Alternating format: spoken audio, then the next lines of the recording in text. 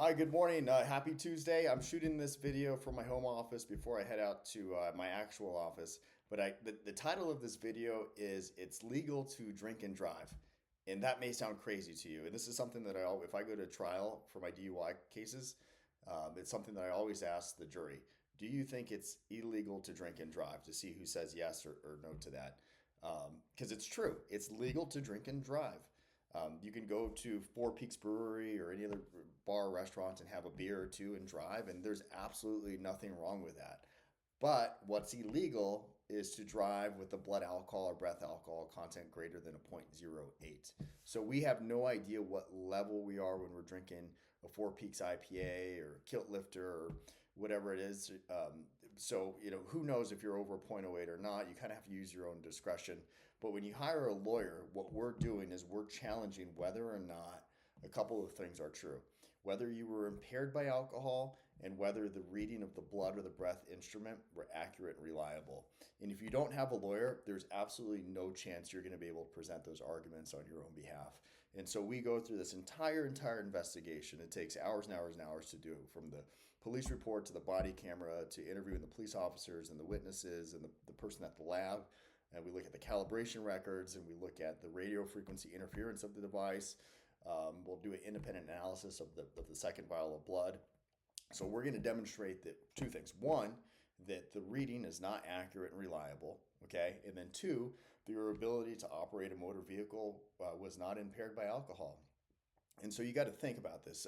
20 years ago or 30, however many years ago it was legal to drive with a blood alcohol content less than a 0.10. And then the government started giving states funding to lower the legal limit to 0.08. And there's been some push over the years to even lower it. I think Utah is a 0.05 or a 0.06. So they're arbitrary numbers, right?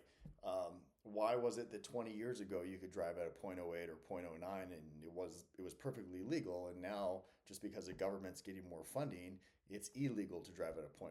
So it makes no sense. And then these officers have these field sobriety tests that make no sense at all. And there's no way anybody could pass whether you're drinking or not drinking, or I just had my morning cup of coffee and it's 8:15 as I'm shooting this. I would fail it all day long because they're just agility tests. They have nothing to do with whether or not you were impaired by alcohol.